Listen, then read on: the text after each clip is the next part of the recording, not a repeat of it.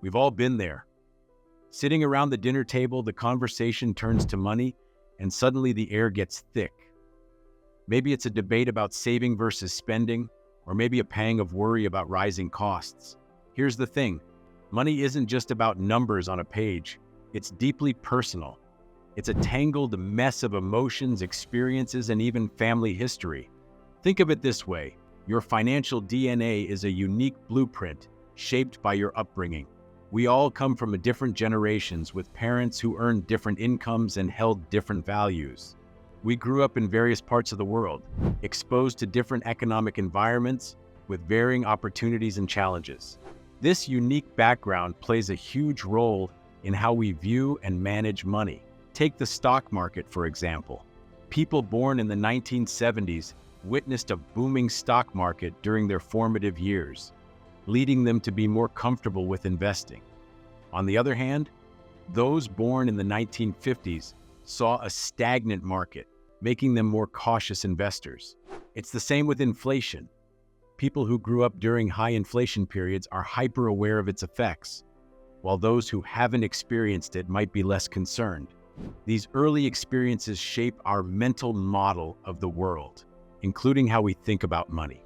We make financial decisions based on the information we have and our understanding of the world, which is heavily influenced by our upbringing and life experiences. Even if these decisions aren't always perfect, they make sense to us in that moment, fitting into our personal story. As Morgan Housel reminds us in The Psychology of Money, people do some crazy things with money, but no one is crazy. We all have unique perspectives, and there's no one-size-fits-all approach to financial success. The key is to understand how your own experiences shape your decisions and how you can leverage that knowledge to build a brighter financial future. Now let's talk about the magic of compounding. Think of Warren Buffett, the investing legend. You might be surprised to learn that $81.5 billion of his current net worth was earned after his mid-60s. Housel explains that Buffett's success isn't just about his investing skills, it's about starting early and harnessing the power of compounding. Compounding is like a snowball rolling downhill. It's interest earned on your initial investment and then interest earned on that interest and so on. It might seem slow at first, but over time, it can snowball into a massive fortune. Think back to young Warren Buffett, who started investing at the tender age of 10. This early start allowed him to benefit from compounding for a much longer period. Imagine if he'd waited until his 30s, like most young adults, to focus on investing. Even with amazing returns, his net worth would be a fraction of what it is today. Here's another mind bender for you. Jim Simons, a hedge fund manager, boasts even higher average returns than Buffett, yet his net worth is significantly lower. Why? Because Simons started investing much later in life, giving him fewer years to leverage the power of compounding. Even if your returns aren't extraordinary, the magic of compounding can work wonders over a long time horizon. So, don't underestimate the power of getting started, no matter how small your initial investment might be. Now, we've all felt that pang of fear when the news screams about a market crash or economic woes. But here's the thing. Despite these scary headlines, history shows a more optimistic outlook. Think about it.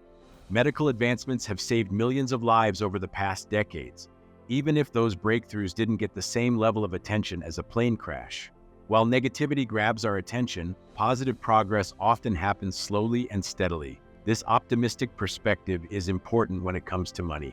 Yes, financial setbacks happen, but pessimism can hold us back from achieving our long-term goals. When faced with financial news, try to remember the bigger picture. Over time, things tend to improve. Now let's shift gears and talk about luck. Remember Bill Gates? In 1968, his high school was the only one with a fancy new computer. This lucky break gave him a massive head start in the world of technology. But Gates' classmate Kent Evans was just as brilliant and visionary. However, a tragic accident cut his life short. This is the role of luck, or as Morgan Housel calls it, the close sibling of risk. Just like the wind and waves affect a sailboat's course, luck and risk can have a big impact on our financial journeys. We can't control everything, but we can make smart decisions based on the information we have. Speaking of smart decisions, let's talk about the true key to happiness: control over your time. Many people chase wealth, sacrificing their free time and sacrificing the things they truly enjoy. but studies show that having control over your life, your schedule, is a much better predictor of happiness than your bank account balance. Think of money as a tool. It's great to have, but if you don't have the time to use it on the things you love, it loses its value. Now let's look at an example of how luck and risk can play out in the investment world. Heinz Berggruen, a successful art dealer, amassed a collection of masterpieces by Picasso, Klee, and Matisse. How did he do it? Skill? Maybe. But according to research, successful art investors buy a lot of art and hold on to it for a long time. They wait for a few hidden gems to skyrocket in value, even if most of their purchases remain relatively unknown. In other words, it's not about being right all the time, it's about having a diversified portfolio and waiting for those lucky, long-tail events to pay off. For Berggruen, a small percentage of his collection turned out to be worth a fortune.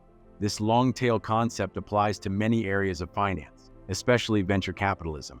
Most startups funded by a VC firm will fail, but all it takes is a few massive successes to make up for the losses. Think of Amazon. In 2018, it was just one company, yet it drove a significant portion of the S&P 500's return. And even Amazon's growth was fueled by long-tail events like Prime and web services, which more than compensated for their less successful ventures like the Fire Phone. As Jeff Bezos famously said, failure is part of the process, as long as those occasional failures pave the way for the next big thing. We often misunderstand success because we only see the final product, the polished performance. Take stand-up comedians, for instance. When you watch their hilarious Netflix special, you think, wow, this person is incredible. But what you don't see are the countless hours spent honing jokes in dingy clubs across the country. That Netflix special is the tip of the iceberg, the lucky 1% of jokes that landed perfectly. The other 99% were probably just okay, bombs even. This applies to investing as well. We tend to ignore the long tail of failures that precede any big win. When things go wrong in the market, we panic. But if you accept that rare, impactful tail events drive everything in business and finance, you realize that setbacks and failures are inevitable. Think about Warren Buffett. Out of the hundreds of stocks he's picked, only a handful have generated most of his wealth. The reality is, even the best stock pickers and leaders will only be right some of the time. But that doesn't mean things won't work out in the long run. Success can hinge on just a few key events. So knowing that successful investing comes with a price is important. It's not always obvious upfront, but it's there, just like with any other product. The key is to convince yourself that the market's fee is worth it, an admission price you have to pay for the potential rewards. There's no guarantee of success, but if you see it as a punishment, you'll never enjoy the ride. My review? This book is like a treasure chest of wisdom on money. It mixes interesting stories with solid research to explain how our brains deal with money. Gladly, this book isn't just another get-rich-quick scheme. It's about finding true wealth, which goes beyond fancy cars and big houses. The author will make you think twice about what really matters in life, happiness or the latest gadgets.